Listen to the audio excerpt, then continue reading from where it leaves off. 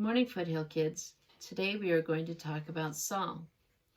Saul was a very smart man. Before Saul met Jesus, he used to hunt the Christians down. He would put them in prison, men and women who were Christians. One day Saul was out looking for Christians to punish them for their faith. Saul had heard there were many Christians in the city of Jerusalem, and he got permission to travel to Damascus to hurt more Christians and bring them back to Jerusalem. On the way to Damascus, suddenly a light flashed from heaven around him, and he fell to the ground, and he heard a voice call to him and say, "Saul, Saul, why are you persecuting me?" And he said, "Who are you, Lord?" And the voice said, "I am Jesus, who you are persecuting. But get up and enter the city, and it will be told to you what you must do." The men that were with him stood speechless, hearing the voice, but seeing no one. Saul got up from the ground, and though his eyes were open, he could see nothing. The men that were with him led him by the hand and brought him into Damascus.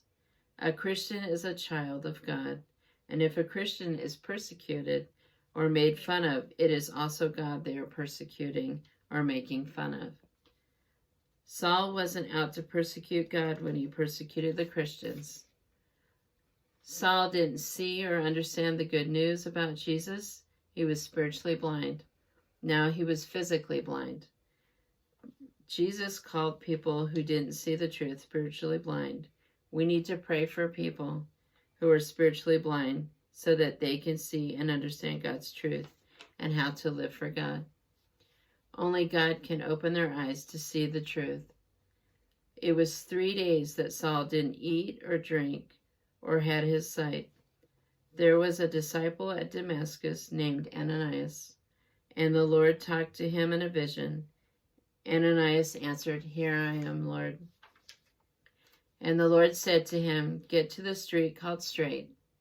Go to the house of Judas, for a man from Tarsus named Saul, for he is praying, and he has seen a vision of a man named Ananias come to lay his hands on him so that he can regain his sight." But Ananias answered, "Lord, I have heard from many about this man, how much harm he did to your saints at Jerusalem.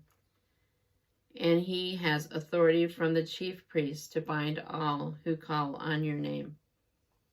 But the Lord said, "Go, for he is a chosen instrument of mine to bear my name before the Gentiles and the kings and the sons of Israel. For I shall show him how much he must suffer for my name's sake." Ananias was fearful to go see Saul even after God asked him to. God was patient and urged him to go. How would you feel if God asked you to go help the worst person you know, someone that you know treats people really bad and isn't very nice?